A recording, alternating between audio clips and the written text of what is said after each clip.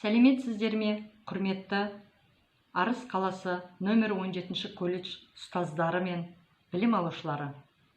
Мен Алдабекова Ақбаян орынбасарқызы, Арыс қаласы нөмір 17 колледж мейірбикесімін.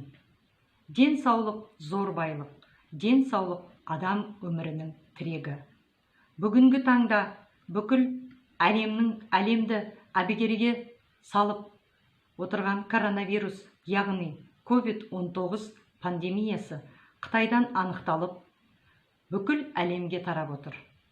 Коронавирус адамнан адамға берілетін өте жұқпалы ауыр індет. Вирус ағзаға түскеннен кейін ең алдымен әлсіреу, бас ауруы, жұтқыншақтың құрғауы, тамақтың ауруы, құрғақ жөтел, дене қызуының көтерілуі байқалады.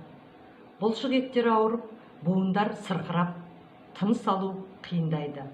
Егер осы белгілер байқалған жағдайда, тез арада жергілікті жедел жәрдем қызметіне жүгінгеніңіз жөн.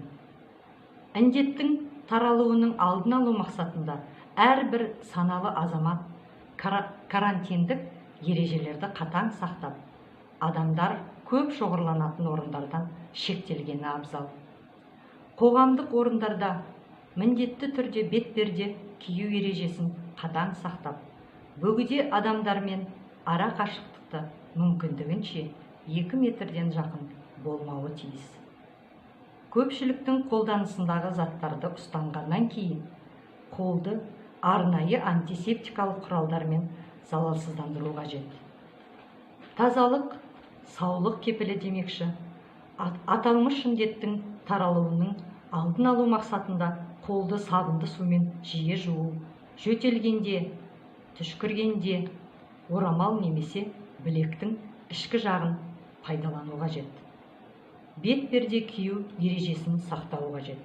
Үйдегі терезелерді жиі ашып, желдетіп тұру керек. Сонымен қатар ет, жұмыртқа тағамдарын барынша таза пісіру керек.